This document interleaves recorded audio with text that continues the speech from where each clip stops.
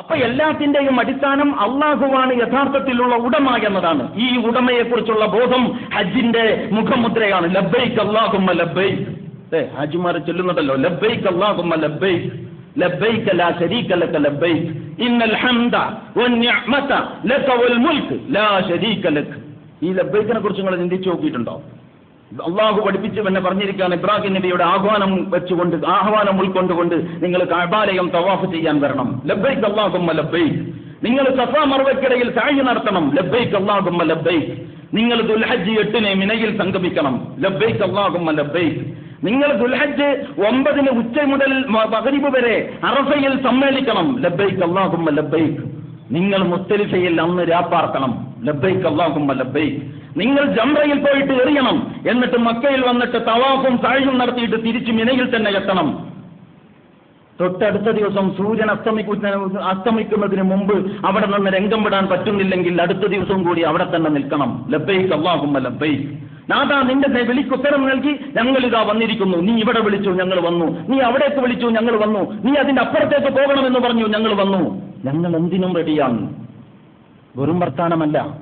ഇന്നൽ ഹംദ, തീർച്ചയായിട്ടും എല്ലാ സ്തുതികളും, വന്നിഅമത, മുഴുവൻ അനുഗ്രഹങ്ങളും, ലക വൽ മുൽക്ക്, ആധിപത്യവും നിനക്കാണ്, ആധിപത്യവും നിനക്കാണ്. അലം തറ ഇലല്ലദീ ഹാജ ഇബ്രാഹീമ ഫീ റബ്ബിഹി അൻ ആതാഹു അല്ലാഹുൽ മുൽക്ക്. കണ്ടോ, ഇത് തമ്മിൽ ബന്ധപ്പെട്ടതാണ്, നിസ്സാരമായ കാര്യമല്ല. അപ്പൊ ഇബ്രാഹിമി മില്ലത്തിന്റെ മുഖമുദ്ര ഈ ഒരു തിരിച്ചറിവുമായിട്ട് വളരെ ബന്ധപ്പെട്ടതാണ്. ഇന്ന ഔലന്നാസി ബി ഇബ്രാഹീമ ലല്ലദീന തബഊഹു വഖാദൻ നബിയ്യു വല്ലദീന ആമനു. അതുകൊണ്ട് ആ പ്രവാചകനും വിശ്വാസികളും ഈ ഇബ്രാഹിമി മില്ലത്തിനെ യഥാവിധി മനസ്സിലാക്കിയവരും അവർക്കുള്ളതാണ് ഈ മില്ലത്ത്. അതുകൊണ്ട് ലാ മുൽക ഇന്നൽ ഹംദ വന്നിഅമത ലക വൽ മുൽക്ക്, സ്തുതികളും സങ്കീർത്തനങ്ങളും നിനക്ക് എന്ന് മാത്രമല്ല, വൽ മുൽക്ക്, ആധിപത്യം നിനക്കാണ്. എന്താ അവിടെ അതിന് എന്ത് ബന്ധം ആലോചിച്ച് നോക്കിയിട്ടുണ്ടോ നിങ്ങൾ എപ്പോഴെങ്കിലും? അള്ളാഹ് അങ്ങനെ നിങ്ങളുടെ നിങ്ങളുടെ പ്രാർത്ഥനകളും നിങ്ങളുടെ സങ്കീർത്തനങ്ങളും നിങ്ങളുടെ ആ ആത്മീയമായ അനുഭൂതി വിശേഷങ്ങളും മാത്രം പോരാ. ഹജ്ജ് അങ്ങനെ ഒരു ആത്മീയമായ കർമ്മമല്ല. ഹജ്ജിൽ നമുക്കൊരു ആത്മീയമായ വല്ലാത്ത ഉണർവുണ്ടാകും, സത്യമാണ്. പക്ഷേ ഹജ്ജിന്റെ ആത്മീയത നമ്മുടെ പാരമ്പര്യ മതങ്ങളുടെ ആത്മീയ സങ്കല്പത്തിൽ നിന്ന് ഭിന്നമാണ്. നമുക്ക് ഏറ്റവും ആത്മീയമായ ഒരു അനുഭൂതി കിട്ടുക എപ്പോഴാണ്? ജമാഅത്ത് നിസ്കരിക്കുന്നതിനേക്കാൾ ഒരു കോൺസെൻട്രേഷൻ, ഒരു ഏകാഗ്രത ചിലർ പറയും ഒറ്റക്ക് നിസ്കരിക്കുമ്പോഴാണ്. എന്നാൽ പിന്നെ ഒറ്റക്ക് നിസ്കരിച്ചോ, അതാണോ അഫ്ളൽ? അങ്ങനെയാണോ? 27 25 ഇരട്ടി പ്രതിഫലം സംഘം ചേർന്നുള്ള നമസ്കാരത്തിനാണ്. അതാണ് ഇസ്ലാമിന്റെ ആത്മീയതയുടെ സ്വഭാവം. ഇതാണ് ഹജ്ജിലെയും ആത്മീയതയുടെ സ്വഭാവം. ലക്ഷക്കണക്കിന് ആളുകളാണ് തിക്കിത്തിരക്കി ഉന്തിത്തള്ളി തമ്മിൽ അകലാനല്ല, തിക്കിത്തിരക്കി ഉന്തിത്തള്ളി കൂടുതൽ അടുക്കാൻ. ഉമ്മത്ത് മുസ്ലിമ മില്ലത്തുൻ വാഹിദ, ഒരൊറ്റ സമൂഹം എന്ന നിലക്ക്. ആ സമൂഹത്തിന്റെ മുദ്രാവാക്യമാണ് ഇന്നൽ ഹംദ വന്നിഅമത ലക വൽ മുൽക്ക്. ഈ അധികാര കേന്ദ്രങ്ങളെക്കുറിച്ചുള്ള കാഴ്ചപ്പാടുകളിൽ നിന്നാണ് സാമൂഹിക ഘടനകളിൽ സകല തിന്മകളും ഉണ്ടായിട്ടുള്ളത്. നമ്മുടെ മന്ത്രി പറഞ്ഞില്ലേ, ആളുകൾ എന്താ കുടിക്കേണ്ടതെന്ന് ആളുകൾ തീരുമാനിച്ചോട്ടെ. അപ്പൊ കോടതി ചോദിക്കുന്നുണ്ടല്ലോ, ആളുകൾ അങ്ങനെ തീരുമാനിക്കുകയാണെങ്കിൽ പിന്നെ നിയമത്തിന് എന്താണ് വില? അപ്പൊ ജനങ്ങളെ എവിടേക്കാണ് നയിക്കേണ്ടത് എന്നതിനെക്കുറിച്ച് ദിശാബോധമില്ലാത്ത കൈകാര്യകർത്താക്കൾ, അള്ളാഹുവിന്റെ യഥാർത്ഥത്തിലുള്ള അധികാരം എന്തെന്ന് തിരിച്ചറിയാൻ കഴിയാത്ത മതമേലാളന്മാർ ഈ സമൂഹത്തെ ഇങ്ങനെ ഇരുട്ടിൽ തപ്പുന്ന സ്ഥിതിവിശേഷത്തിലേക്ക് കൊണ്ടുപോകുമ്പോൾ ഇബ്രാഹിമി മില്ലത്ത് വളരെ കൃത്യമായ ഒരു വഴി വെട്ടിത്തുറന്ന് കാണിച്ചു തരുന്നുണ്ട് എന്ന സത്യം നിങ്ങൾ ഓർക്കണം. ആ വഴിയെ മനസ്സിലാക്കണം. ആ വഴി മുറുകെ പിടിക്കുന്നതിന് എന്ത് നഷ്ടം വന്നാലും ആ നഷ്ടത്തിലാണ് ലാഭമെന്ന് കാണണം. ആ വഴി കൈവിട്ടാൽ എന്ത് ലാഭം കിട്ടിയാലും ആ ലാഭങ്ങളൊക്കെയും വെറും നഷ്ടമായി മാറും എന്ന് നിങ്ങൾ ഓർക്കണം. അങ്ങനെ നിലകൊള്ളാൻ പറ്റുന്നവർക്കാണ് ഇന്ന ഔലന്നാസി ഇബ്രാഹീമ വല്ലദീന ആമനു വഖാദൻ നബിയ്യു വല്ലദീന ആമനു എന്നൊക്കെ അല്ലാഹു പറഞ്ഞിട്ടുള്ളത്. ലല്ലദീന തബഊഹു വഖാദൻ നബിയ്യു വല്ലദീന ആമനു. അതുകൊണ്ട് ഇബ്രാഹീമി മില്ലത്തിനെ അതിന്റെ വിശാലതയോടെ പഠിക്കണം. ലേശം വിഗ്രഹങ്ങളോട് വിരോധമുണ്ടായതുകൊണ്ട് മാത്രം ഇബ്രാഹീമി മില്ലത്തിന്റെ കാമ്പും കാതലും നമുക്ക് മനസ്സിലാക്കാൻ കഴിയില്ല. അത് ഭൂമിയിൽ മനുഷ്യന്റെ ജീവിതത്തെ ചിട്ടപ്പെടുത്തുന്നതിന് ശരിതെറ്റുകളുടെ ഉറവിടമായിട്ട് ഒറ്റ കേന്ദ്രം മാത്രമേ ഉള്ളൂ എന്ന ആ ശക്തമായ ഒരു തിരിച്ചറിവാണ്. ആ തിരിച്ചറിവിൽ നിലകൊള്ളാൻ ലേശം വിഷമമുണ്ടാകും. അങ്ങനെ തിരിച്ചറിയുമ്പോൾ ഒരുപാട് കഷ്ടനഷ്ടങ്ങൾ വരും.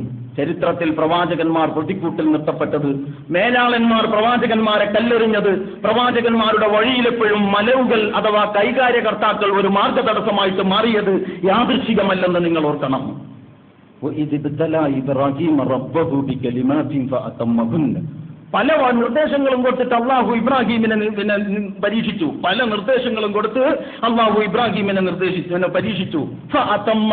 എല്ലാം വിജയകരമായിട്ട് അദ്ദേഹം മറികടന്നു. ഇമാമ. അപ്പോ അതിലെ ആ പരീക്ഷകളിലൊക്കെയും വിജയിച്ചതിന്റെ അംഗീകാരം ലോക ജനതയുടെ നേതൃത്വം ഇബ്രാഹിമിനെ ഏൽപ്പിച്ചു. ആരൊക്കെ ഏതൊക്കെ സന്ദർഭത്തിൽ എന്റെ സൗകര്യം, എന്റെ സുഖം, എന്റെ സ്വാധീനം, എന്റെ ലാഭം എന്ന മനസ്സുമായിട്ട് ഏറ്റുമുട്ടിയിട്ട് അള്ളാഹുവിന്റെ ഇഷ്ടത്തിന് പ്രാമുഖ്യം കൊടുക്കേണ്ടുന്ന ഒരവസ്ഥ വരുമ്പോ സ്വന്തത്തെ തള്ളി ഇബ്രാഹിം ഇസ്മായിലിനെ അറുക്കാൻ സന്നദ്ധമായതുപോലെ സ്വന്തത്തെ തള്ളി അള്ളാഹുവിന്റെ ഇഷ്ടത്തെ നെഞ്ചിലേറ്റാൻ കഴിയുന്നുവോ അവരൊക്കെ ഈ ഇമാമത്തിന് അർഹതപ്പെട്ടവരാണ്. അല്ലാത്തവർക്കൊന്നും ആ ഇമാമത്തില്ല. ലാ യനാലു അഹ്ദിൽ ളാലിമീൻ. ഇത് അതായത് അക്രമികൾക്ക് ഈ കരാറ് ബാധകമല്ല. ഇത് വളരെ പ്രധാനപ്പെട്ടതാണ്. ഇബ്രാഹിമി മില്ലത്തിനെ പറ്റി പഠിക്കുമ്പോൾ ഇത് വളരെ വിസ്തരിച്ചു പറയേണ്ട കാര്യമാണ്. അതിന്റെ ഒരു ഖുലാസ, അതിന്റെ ഒരു സംക്ഷിപ്തമാണ് ഈ സദസ്സിന് മുമ്പിൽ ഞാൻ വെച്ചത്. അല്ലാഹു സുബ്ഹാനഹു വ തആല ഇബ്രാഹിമി മില്ലത്തിനെ അതിന്റെ വിശാലതയോടും അതിന്റെ സമഗ്രതയോടും അതിന്റെ ആഴത്തോടും അതിന്റെ പരപ്പിനോടും കൂടി അതിനോട് ആത്മാർത്ഥത പുലർത്തി മനസ്സിലാക്കാൻ, ആ മനസ്സിലാക്കിയതനുസരിച്ച് ജീവിക്കുവാൻ നമുക്കെല്ലാവർക്കും തൗഫീഖ് നൽകുമാറാകട്ടെ. തുടക്കത്തിൽ ഒരു കാര്യം ഞാൻ സൂചിപ്പിച്ചിരുന്നു. ദുൽഹജ്ജ് മാസത്തിലെ ഈ ദിവസങ്ങൾ ഹജ്ജിലില്ലാത്തവരും ഹജ്ജിലെന്ന പോലെ നിലകൊള്ളണം എന്ന്. അറഫ നോമ്പുണ്ട്. അറഫയിൽ ഹാജിമാർ നിൽക്കുന്ന ദിവസമാണോ അതല്ല നമ്മുടെ നാട്ടിലെ ദുൽഹജ്ജ് 9-നാണോ? രണ്ട് വീക്ഷണങ്ങളുണ്ടാവുക സ്വാഭാവികമാണ്. ഏതായിരുന്നാലും അറഫ നോമ്പുണ്ട്. അറഫ ദിനം നമ്മളെ സംബന്ധിച്ചിടത്തോളം എന്നാണോ അന്ന് നോമ്പ് പിടിക്കണം. അത് ഹാജിമാർ അവിടെ സമ്മേളിക്കുമ്പോൾ അതിനോടുള്ള ഐക്യദാർഢ്യമാണ് ഈ നോമ്പ് എന്ന് ആത്മാർത്ഥമായിട്ട് ഒരാൾ മനസ്സിലാക്കിയിട്ട് അങ്ങനെ നോമ്പ് പിടിച്ചാൽ അയാൾക്ക് അങ്ങനെ പിടിക്കാം. അയാൾ മറ്റേ ആളോട് തർക്കിക്കാൻ പോകേണ്ട കാര്യമൊന്നുമില്ല. അതിന്റെ ഇടയിൽ അപ്പൊ നോമ്പ് കഴിഞ്ഞിട്ട് നമ്മുടെ ഇവിടെ നോമ്പ് കഴിഞ്ഞിട്ട് ഒരു ദിവസം ഇങ്ങനെ നിന്ന ശേഷം അടുത്ത ദിവസമായിരിക്കും പെരുന്നാൾ ഇപ്പോഴത്തെ ക്രമം അനുസരിച്ച്. അതല്ല, ദുൽഹജ്ജ് 9-ന് അള്ളാന്റെ റസൂല് അറഫ നോമ്പ് നിർദ്ദേശിച്ച ശേഷം തൊട്ടടുത്ത ദിവസം പെരുന്നാളായിരുന്നു. ഇതൊരു യാഥാർത്ഥ്യമാണ്, ചരിത്രത്തിൽ സംഭവിച്ചതാണ്. എന്ന് നോമ്പ് തോറ്റോ തൊട്ടടുത്ത ദിവസം പെരുന്നാളായിരുന്നു എന്ന് മനസ്സിലാക്കിയിട്ട് അതാണ് അഫ്ളൽ എന്ന് കരുതുന്നവർക്ക് അങ്ങനെയും നോമ്പ് നോൽക്കാം. ഇതിലൊക്കെ തമ്മിൽ തർക്കിക്കുന്നതിലും വാദിച്ചു ജയിക്കുന്നതിലുമല്ല, ഓരോരുത്തരും അള്ളാഹുവിന് വഴിപ്പെട്ട് ജീവിക്കാൻ കാണിക്കുന്ന ഇഖ്ലാസ്, നിഷ്കളങ്കമായ ഇഖ്ലാസിലാണ് ഇതിന്റെ ഫലം എന്ന് നമ്മൾ കാണണം. എന്ത് തർക്കമായി പോകുന്ന ഒരു സമുദായമാണ് നമ്മൾ. അതുകൊണ്ടാണ് ഞാൻ ഇങ്ങനെ പറഞ്ഞിട്ടുള്ളത്. ഇതിലെ ഇഖ്ലാസാണ് ഫലം. ഇഖ്ലാസിന്റെ പ്രത്യേകത സ്വന്തത്തിന്റെ കാര്യത്തിൽ തീവ്രത പുലർത്തുകയും മറ്റുള്ളവരോട് ഗുണകാംക്ഷ മാത്രമാവുകയും ചെയ്യുക എന്നതാണ്. ഇഖ്ലാസ് ഇല്ലാതാകുമ്പോൾ സ്വന്തത്തിന്റെ കാര്യത്തിൽ അലംഭാവം കാണിക്കുകയും മറ്റുള്ളവരുടെ മെക്കിട്ട് കയറുകയും ചെയ്യുന്നത് പദ്ധതിയായി തീരുകയും ചെയ്യും എന്നുള്ളതാണ്. അതുകൊണ്ട് തർക്കങ്ങളിലല്ല. ദുൽഹജ്ജ് 9 എന്നാണോ അല്ലെങ്കിൽ അറഫാ ദിനം എന്നാണോ അന്ന് നോമ്പെടുക്കുക. ആ നോമ്പ് വളരെ പ്രബലമാണ്.